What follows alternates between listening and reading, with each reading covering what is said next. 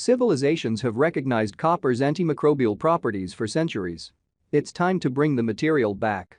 In China, it was called Qi, the symbol for health. In Egypt, it was called ankh, the symbol for eternal life. For the Phoenicians, the reference was synonymous with Aphrodite, the goddess of love and beauty. These ancient civilizations were referring to copper, a material that cultures across the globe have recognized as vital to our health for more than 5,000 years. When influenzas, bacteria like E. coli, superbugs like MRSA, or even coronaviruses land on most hard surfaces, they can live for up to 4 to 5 days. But when they land on copper and copper alloys like brass, they die within minutes. We've seen viruses just blow apart, says Bill Keevil, professor of environmental healthcare at the University of Southampton. They land on copper and it just degrades them. No wonder that in India, people have been drinking out of copper cups for millennia. Even here in the United States, a copper line brings up the need for electricity or bleach. Copper boomed during the Industrial Revolution as a material for objects, fixtures, and buildings.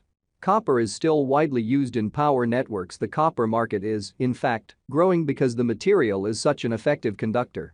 But the material has been pushed out of many building applications by a wave of new materials from the 20th century. Plastics, tempered glass, aluminum, and stainless steel are the materials of modernity used for everything from architecture to Apple products.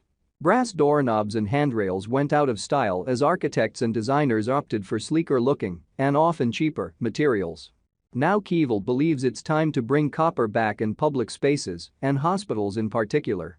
In the face of an unavoidable future full of global pandemics, we should be using copper in healthcare, public transit, and even our homes. And while it's too late to stop COVID-19, it's not too early to think about our next pandemic. The benefits of copper, quantified. We should have ceased critique of the disappearance of copper she'd noticed in hospitals.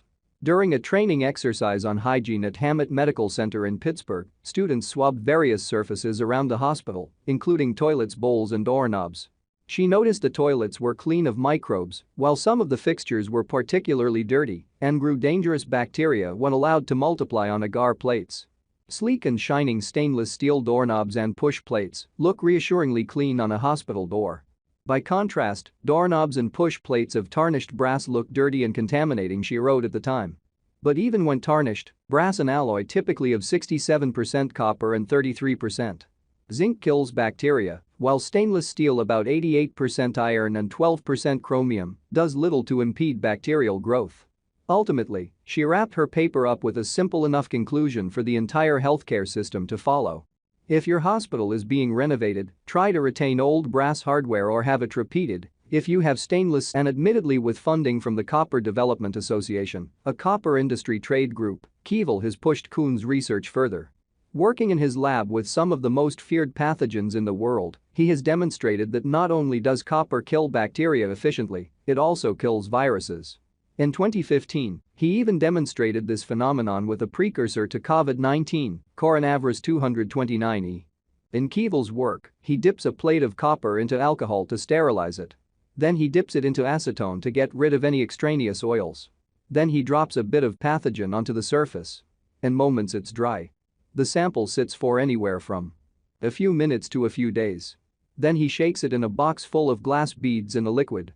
The beads scrape off bacteria and viruses into the liquid, and the liquid can be sampled to detect their presence.